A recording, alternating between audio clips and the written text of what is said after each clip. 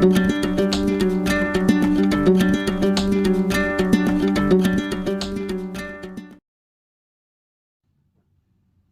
everybody, so I'm about to unbox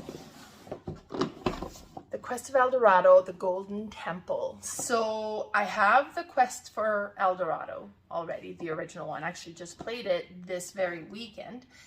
And this is the Golden Temple version of it, which is a standalone, from what I understand, or could be combined.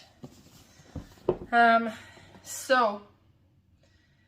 playable as a standalone game or together with the Quest for El Dorado. So this will be interesting. And it's just, I mean, like you can tell it looks similar with the tiles, the race aspect looks like, but I'm excited to see how it is different. So let's have a look. Alrighty, so we have, and this is how it's done on the other one as well. So other path through El Dorado. So it shows suggested route for your next game during setup. Place a random blockade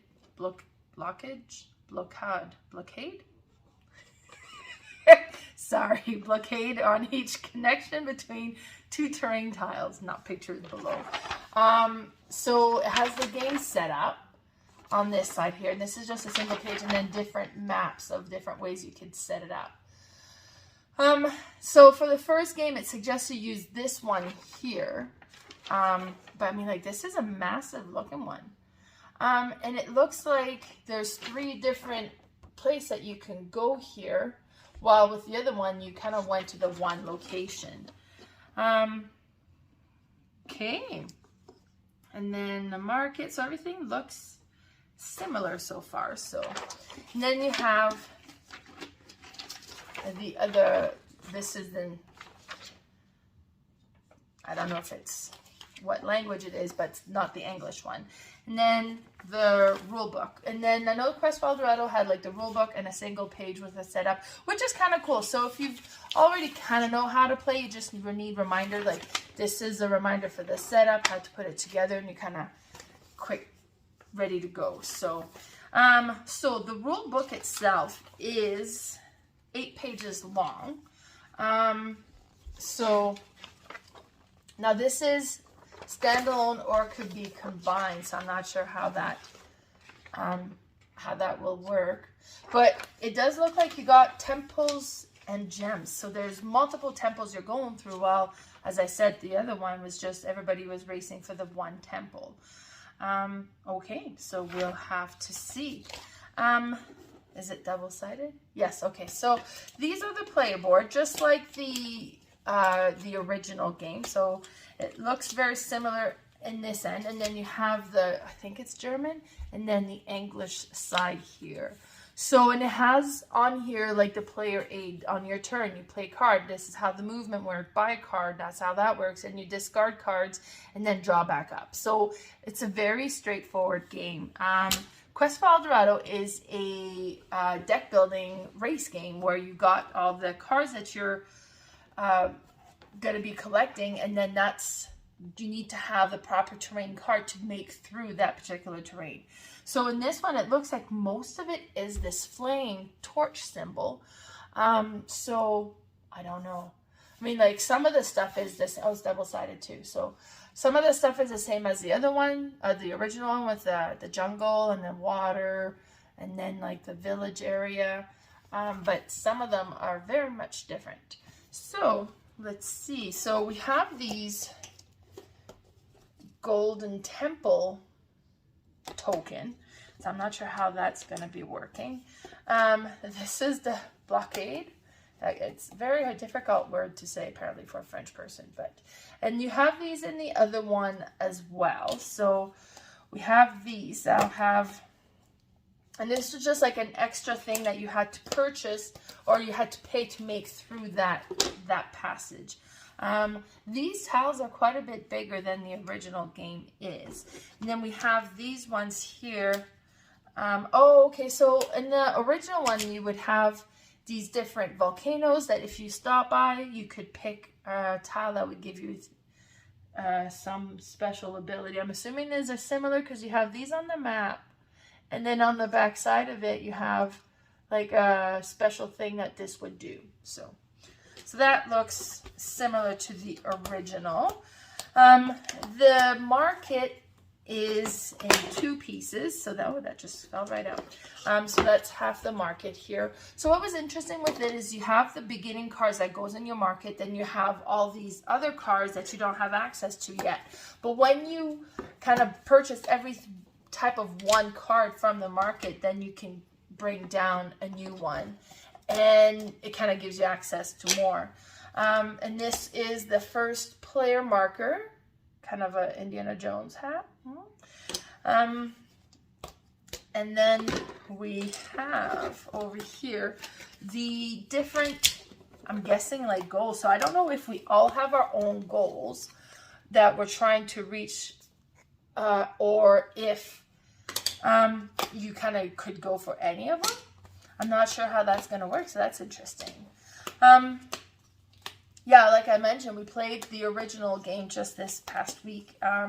4 of us, 3 of us had played it before, but it was well received. It's a neat game, and I think it's one of those ones that the more I play, the more I'm enjoying it. So it's growing on me. So okay, so we have all of that here. So then we have the meeples that we're playing as. These are cute. Let me show you. Look, we have a little hat. How cute is that?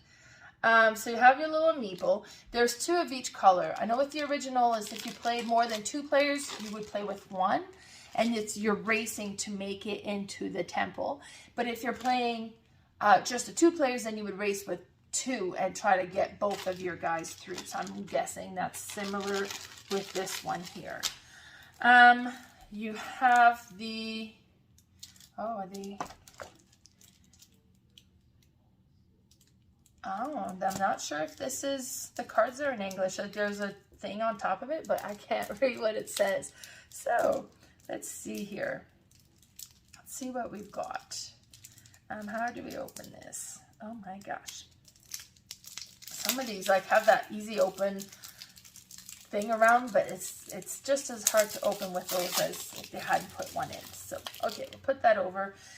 So you have, this would be part of the original deck. You can tell by this little yellow piece here. So the yellow player would start, this would be part of their starting deck. And then you would have all of the ones that have the little dot, and those goes into the initial market. And apparently this is not in any order because you got a bunch of starter deck all mixed together here. Okay, this is sponsor. So that's in English. So, okay, professor, Jeep, master. There's just some here that I am not making out what that says. So I don't know if it's just mixed. This is skipper, tutorin. I don't know. Like sounds like it'd be a tutor, but tutorin. So I don't know. Maybe it's a mixture of everything. Studentin. So these are the ones that like to me don't sound like it's unless they have kind of a mixture of both here, but the rest of these here do look to be in English. So a bunch of different cards. All right, so far it looks very similar. Now we also have these gems here. This is not in the original game, but I'm thinking this is part of, because you look at the top of the temples you're going to, they have like a gem colored on there. So is it that maybe you have to collect one of each? I have no idea. It looks like there is 4 of each colors here, and you have the green, the red, and the blue. They're neat looking, just a neat looking gem. It's nice. So let's see if any of these are in English as well. How do we open this one? Oh, here it is. Doesn't help that it's like see-through on see-through as well. So, all right. So I'm assuming they all get mixed together. They all look different, but like they're not. This isn't English. So I can't read what that says. But now Smuggler, Fortress Hut. Yeah, Archaeologian. So I think archaeologist. It's just a mixture. But these are the initial cards here that we have. So is it, I don't know if it's a mixture where there's English and German, is it? Mixed together. So if I was bilingual in that, well, it would have to be trilingual because I'm French already. But that would be handy, and I would be able to tell you. But, and then you just have the symbol in the bottom of the box. But that was the unboxing for the quest for El Dorado, the Golden Temple. I'll let you know how it plays when I get the chance to get it to the table. Bye, everybody.